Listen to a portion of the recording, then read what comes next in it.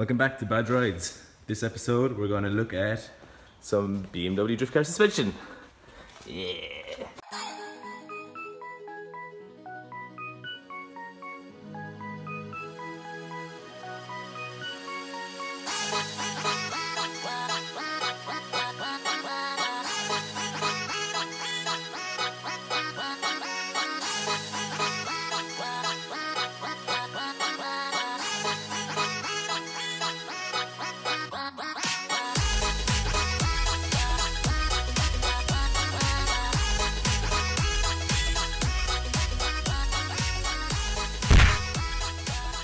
So I should probably explain this car a little bit since we've never really talked about it.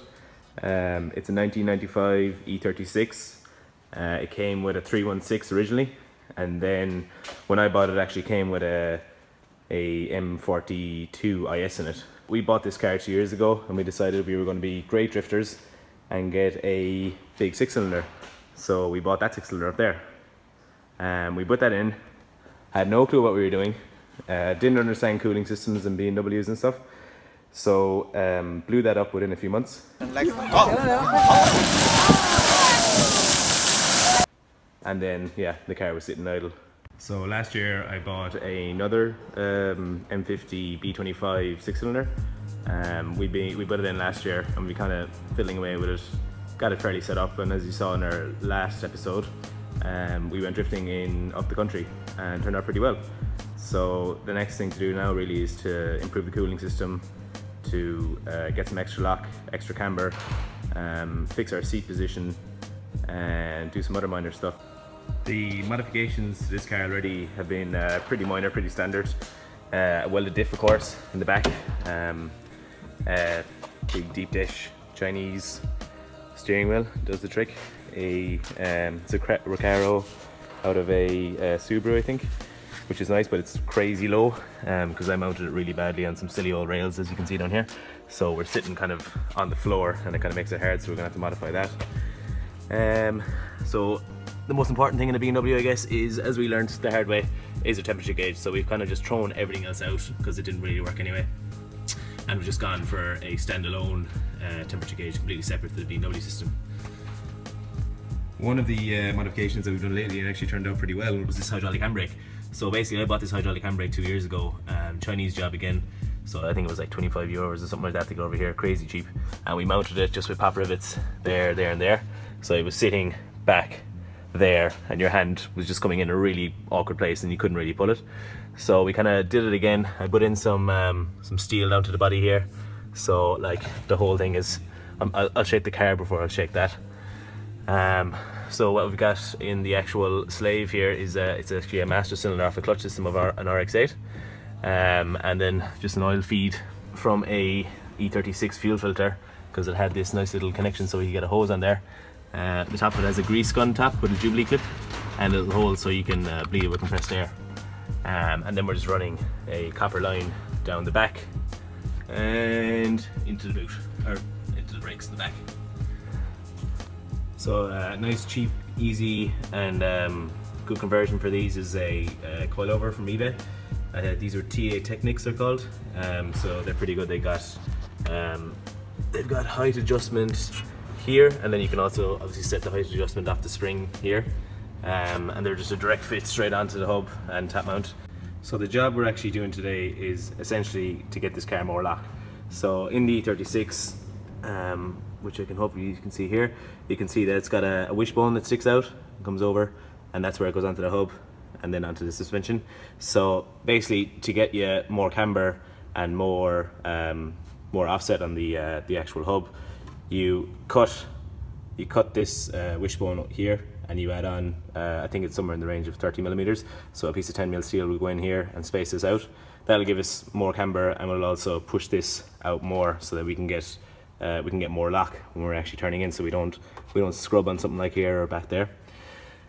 The next thing to do then is the actual knuckle. So the knuckle on here, which connects from the steering rack, which is there, and it's not looking too good because it's broken. That goes on the knuckles here, which goes onto the hub. So what you have to do is cut out a section of this and pull this back, That means that for the same amount of lock, for the same amount of throw that's on the rack, the movement over here, you're going to get a faster lock, and you're going to get more. It's going to push it out further because the bending point is in there, the turning point is in closer to the center here, where it's turning about this push. And then once we do that, of course, we'll have everything spaced out a bit more with the cut wishbone. So we're going to have to add on a section here onto this tie rod. I think you can either add in a section here. We probably won't touch this actually. We'll probably add in a section here, and you also have to remove little rack limiters that limit the amount of travel on the rack, which BMW have put in. So we need to take them out basically to get the extra bit of lock in it as well. That's essentially all the main jobs, and hopefully we'll go through it and show you a bit more detail. How we're actually going to give this more camber is by cutting this here. So we're going to cut off the end of the wishbone, and what we're going to do from the kind people online is add in a section of 12mm steel. So we're going to add in, I think it's 30mm wide and 30mm long, so it's going to go like that, and 40mm wide. And I've made 2 of them here so that we can just cut them all out at once and have one for the left side and one for the right side, and weld that in, get some nice big chamfers on it, get a good strong MIG weld in it, and it should be nice and cambered.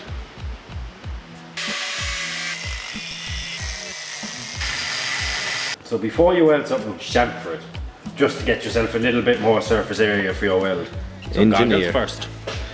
So we're going to chamfer, just this little edge there, just take that off that corner and kind of make it a 45-degree job-ish. Yeah.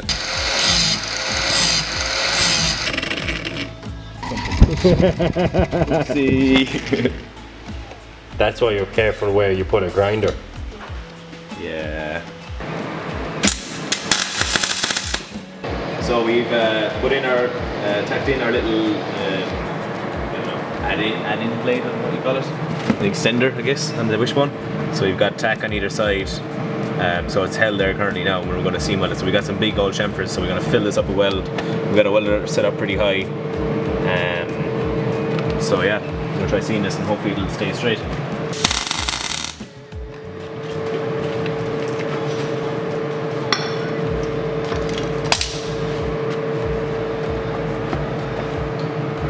Stronger than that now, to be honest. One extended wishbone. Yes, burnt out this. So what we're doing is, this is the knuckle that holds the tie rod on that steers. So currently this is way out here. So if we put the tie rod back in here, say 20mm, we'll effectively get a faster and more lock because the rod has less distance to go. The center to center of the balls is currently of 130mm. Roughly, and you want it around 110, which is 20 off it. So I got this. I got the 130. I got the 110 from 2 centers from Nord Films, and I got the 20mm off this, which agrees with that from Drift Ireland or somewhere like that. So basically, take 20mm off this. So I'm thinking cut it here on the edge, and we'll have a nice square face, and then back off 20mm. That should be it, like, you know. So basically we have to set up the acronym angle of this, which is, as we said, the distance between these ball joints. So basically acronym is the radius of curvature of the 2 front wheels. So here are your 2 back wheels, and then we'll just say if you're going into a right hand bend, you have one wheel doing this and one wheel doing that. So what actually happens is one wheel has to turn sharper than the other one to get the radius of the curve in the same spot. So if we bring these radiuses back to here, and back to here, my lines are awful, and that goes in line with the back axle. So if you span these wheels in the radius of that curve, if you go one there, following the back wheels, and one over here, and that's grand for a road car, because you want the wheels to follow each other and all that. But for a drift car, if we take it that the front wheels are straight, well, if you look at take the front wheels relatively straight, and the back wheels are going to be sliding, so your back is going to be either doing this, doing this, doing this. You want these to stay straight, the front wheels to stay straight all the time, so you don't get one wheel crabbing in. So when you're on full lock, either way, you don't get one wheel doing this or one wheel doing that, because it'll start scrubbing the wheels and it'll make it uneasy and probably understeer off or something stupid like that. So having zero acronym keeps these dead straight all the time throughout the lock of the car. Another reason why it's done as you're transitioning seemingly from corner to corner, it stops the steering snapping back. back to the neutral position, because the wheels are slightly towed on the road car, so that when you're driving down the road, when you take your hands off the wheel, it centres. So it'll also stop that, which will put less pressure on the rack and stop all crazy forces going on. So yeah, that's acronym.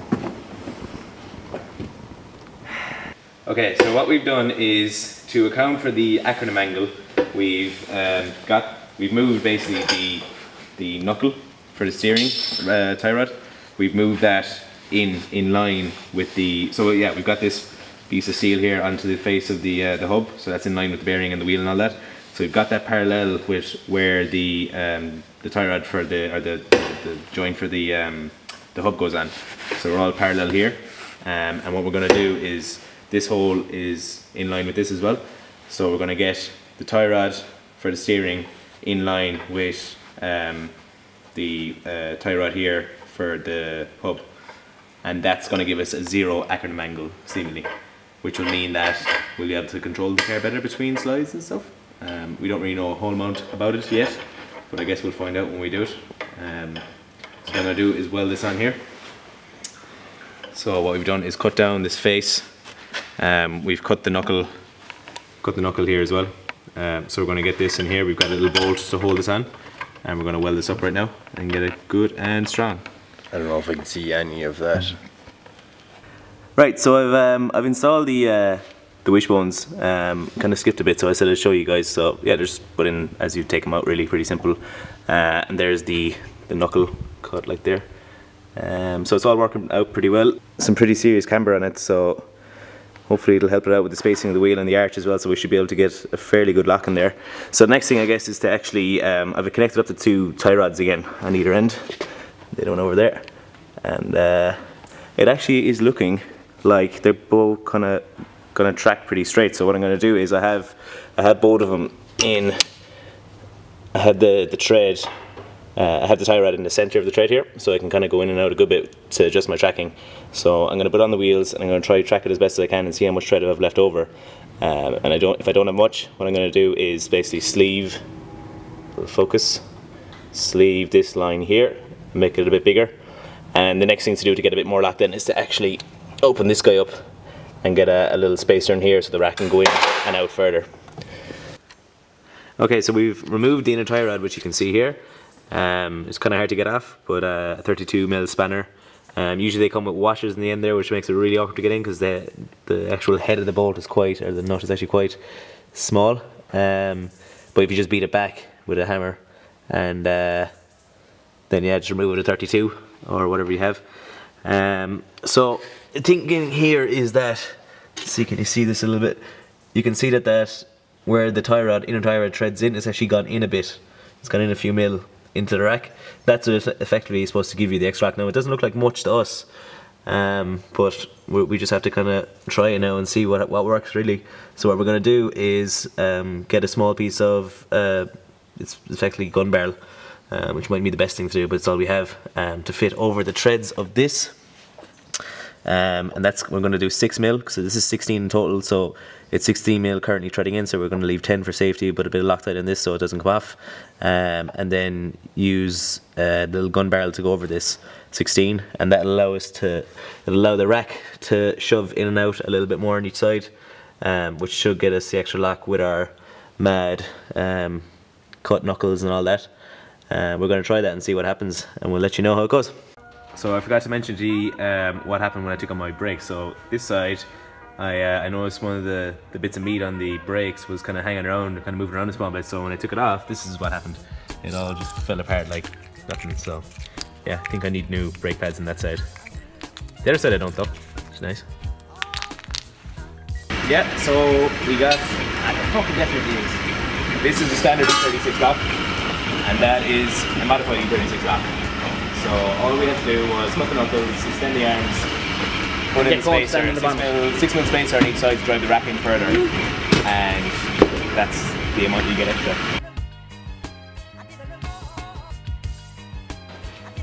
Okay, so we just took out the old radiator out of the E36 because it's really bad and smelly. So we've got this Jap Speed SR20 rad. So hopefully it should keep the Beamer cool. Yeah, we'll see. We don't really know. Beamers are kind of, they always like to get a little bit hot, a little bit like kettles. So there's kind of two things to be done here now. I have to kind of do the old pipes up here, and the problem is this is kind of a bit small. So I'm using, I think this is a 316 actually. So I'm going to try to adapt that to that one to make that work, and I'm going to do something down here because the pipe actually down below has dropped a good bit to meet up with the return line there. So that's the first thing. Along with that, we've got to do other stuff. Got to mount it because the E36 mounts, which are there, are shit because they're too high in the car. So what I'm thinking is this Unistrut. Always trust in the good Unistrut. We've made many things out of Unistrut over the years and they've always worked very well. So mount that there, and I don't have a hand left, so I'm going to use my foot. Piece of bar up to Unistrut up to there, and that'll hold one side. And then the other side, still thinking about that one. Yeah, nothing yet. And then up here, we're just going to do the old classic Japanese style of a little bracket that goes under here and holds this little tab up here. And yeah, should be good to go then.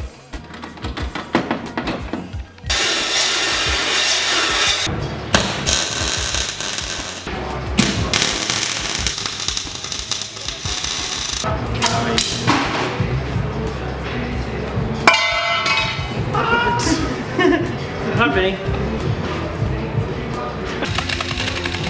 Oh, cute. Going, suck my dick. Yeah! I didn't bring it on!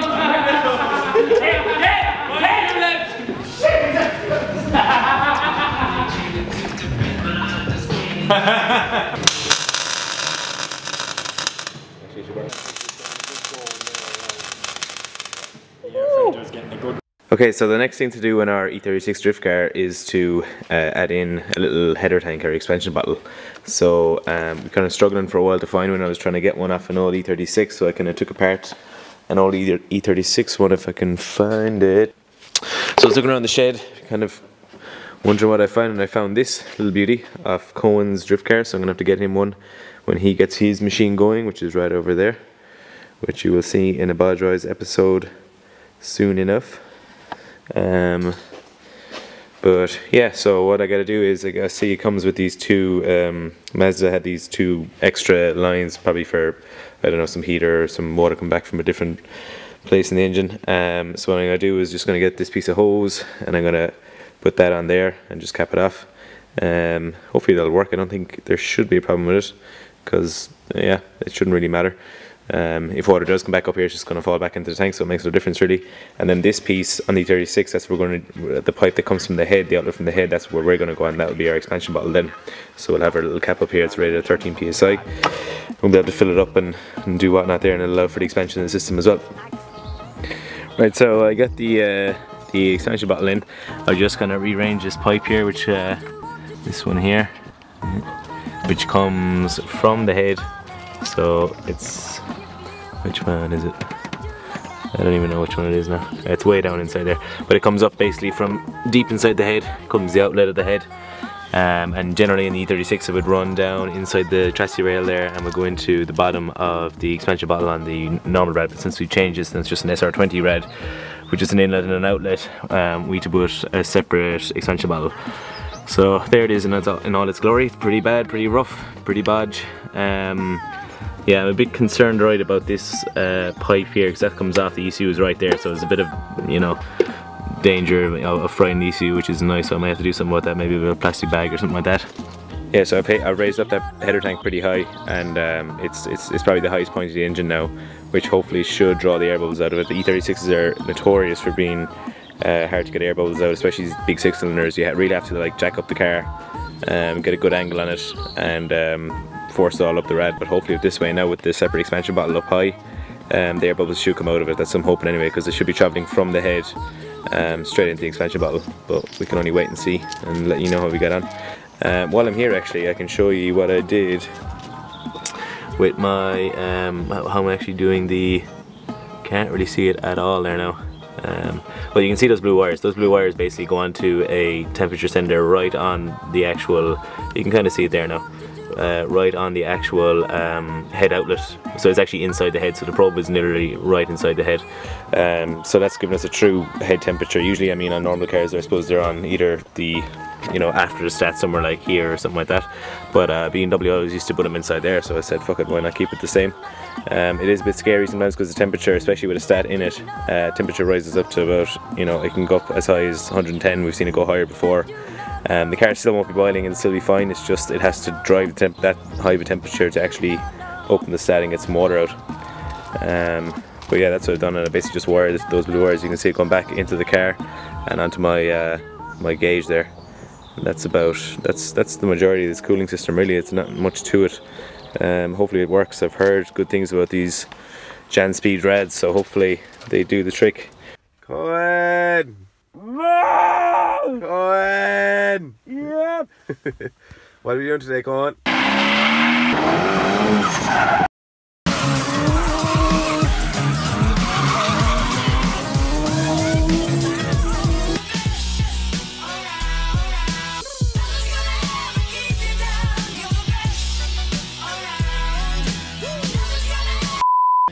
Right, Vinny, explain Ackerman angle. We don't know. We don't know what it is. We are engineers, we don't know what it is. Google. Google acronym. No, Ackerman. Don't use. What's the word? What? Yeah. You can't use you can't say Google on the internet because you Can you own Google or something. It's like you can't have music playing. Copyright. YouTube on Google. I know. I'm pretty sure you're allowed to say the word Google. Surely, because I'm pretty sure you're allowed. It is in the dictionary. Yeah. I'm nearly certain you're allowed to say Google. Google. Isn't it to Google something? Yeah. So yeah, I think it only works for music and stuff.